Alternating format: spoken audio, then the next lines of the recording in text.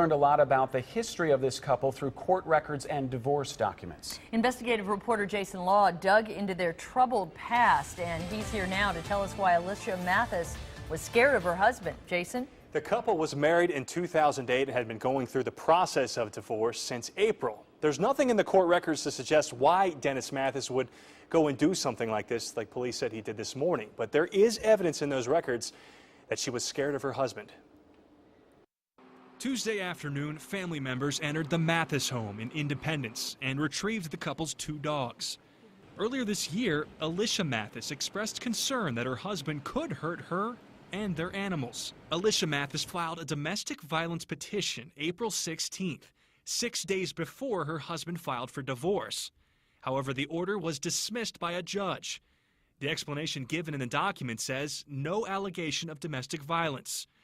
Alicia said her husband was harassing her, calling and texting her multiple times a day for weeks. He is verbally abusive, claiming I would never see my dogs again, possibly even following me. I'm in fear for the safety of myself and 2 dogs. He is on medication for mental illness, to which I firmly believe he hasn't taken. The neighbors we talked to had no idea what was going on between the troubled couple. You just don't know what's going on next door. That's crazy. Definitely sad that somebody can go through something that they're going through and actually get to that point.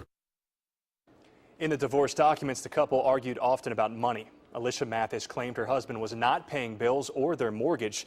He was upset with her because he said she was trying to remove him from her health insurance plan. Also, Dennis Mathis had a series of speeding tickets over the last couple of years, but no record of any violent arrests. Carol? All right. Thank you, Jason.